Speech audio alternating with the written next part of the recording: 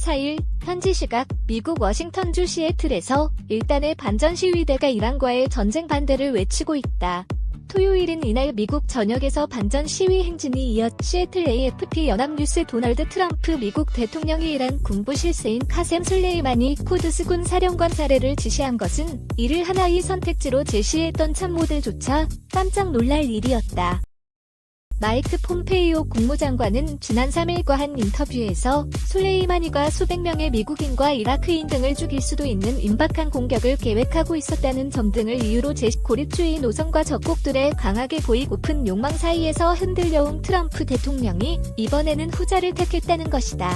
제2의 벵가지 사태에 대한 우려도 작용한 것. 오바마 행정부 시절인 2012년 리비아 동부 벵가지에서 무장 시위대가 미 영사관을 공격해 미국 대사와 직원 3명이 숨진 뒤 힐러리 클린턴 당시 국무장관의 나약한 대응은 지난 대선 때 트럼프 후보의 단골 공격 지점이었다.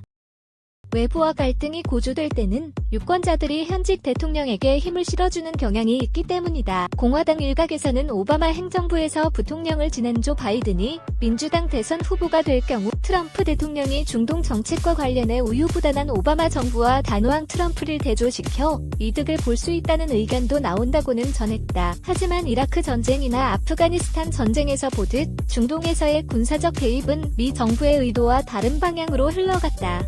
워싱턴 황준범 특파원 JB 한이.co.kr 술레이마니 살해는 미이란 전쟁으로 이어질 위험성이 있고 이는 해외 주둔 미군, 특히 중동에서의 철수를 외쳐온 트럼프 대통령의 고립주의 기조와 정면으로 배치되기 때문이다. 탈중동을 밀어붙여온 트럼프 대통령이 의회의 초강수로 미국을 오히려 중동 전쟁의 수렁으로 몰아넣는 모습. 지난 대선에서 미국 우선주의를 핵심 정책 기조로 내건 트럼프 대통령은 전임 대통령들의 중동 전쟁을 실패로 규정하고 우리 아이들, 군인을 집으로를 공약했다.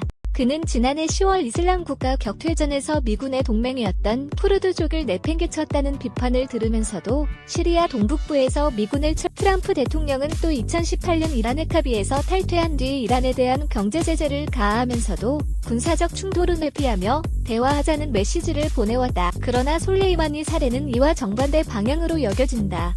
는 트럼프가 자신이 피하겠다고 다짐했던 중동 분쟁으로 뛰어들었다고 지적. 버락 오바마 행정부에서 국방장관을 지낸 리언 파네타는 이 매체의 트럼프 대통령이 술레이마니를 제거하고 중동 정세를 흔드는 행위의 위험성을 충분히 고려하고 결정한 것인지 트럼프 대통령이 이러한 위험 부담을 안고도 술레이마니 살해 결정을 내린 데 대해 미 정부는 최근에 이란이 보여온 위협적 행동을 이유로 든다.